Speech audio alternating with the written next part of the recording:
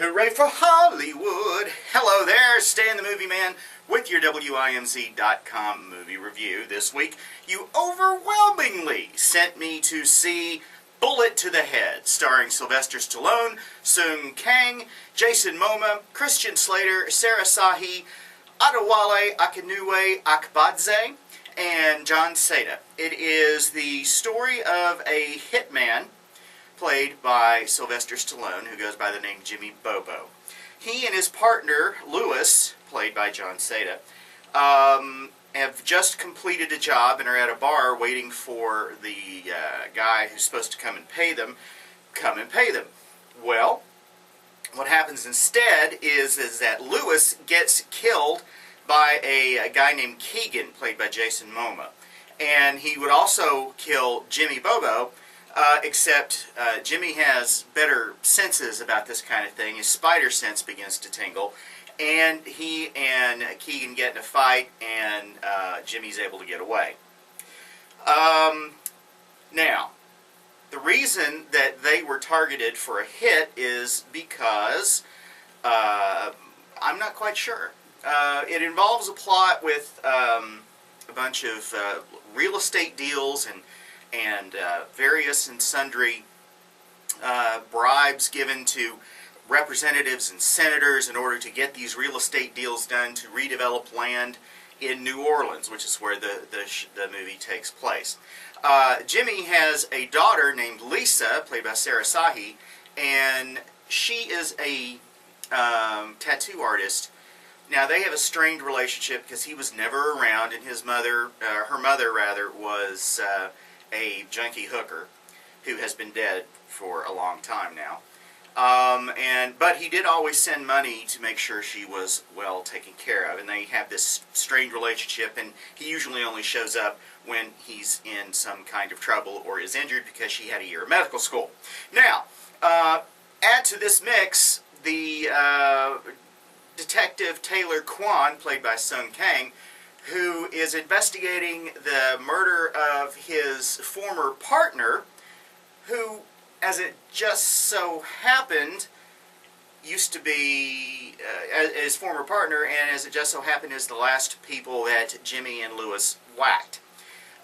He had some information about these land deals and stuff that he was going to use to blackmail the guys involved, but he got whacked. And now the guys who are trying to do all these real estate deals are trying to clean up anybody and everybody who may have any information that could spoil their plans. Let's see here. Where to begin? You might say, as a friend of mine did here at the radio station, that if you like 80s action movies, then you're going to love A Bullet to the Head, with the exception of the extreme use of a cell phone to find out information. It is very much like an 80s action movie. You have the opposites who have to come together to figure things out, and one of them's the straight-laced one of them is the devil-may-care one, and he'll do whatever is necessary to get the information and to figure out who killed his partner. You know, it is extraordinarily predictable. I know that has sort of been my mantra these last few weeks, but that is exactly what the last few movies have been. Very, very predictable. Now, the action scenes, very good. Stuff blows up real good. There is an axe fight that you see in the previews and the TV commercials between Keegan and Jimmy that is pretty tense. And there's also some other fight scenes as well that are pretty tense. And there's also a great deal of very graphic violence as far as shootings.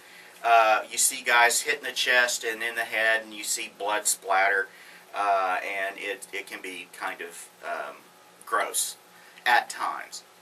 But what it is also is, as I said, extremely predictable.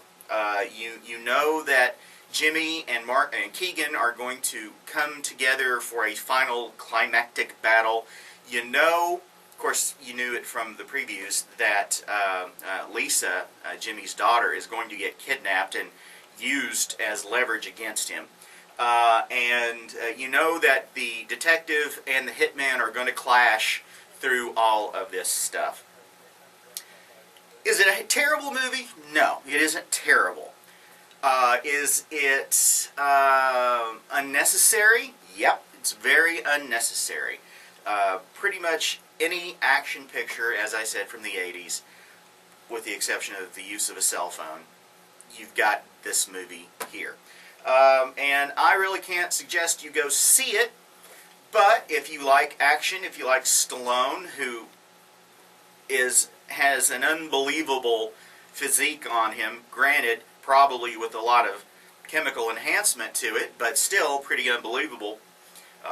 If you like seeing Sarah Sahi, or if you just like to waste your money on a bland action picture, feel free to do that.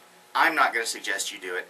I'm giving it 2 guitars. Go to WIMZ.com to read my complete review, as well as to vote on the movie that I'll see next time. Your questions or comments should be sent to StanTheMovieMan@att.net, and you can follow me on Twitter @MovieManStan. Till next time, later, Tater.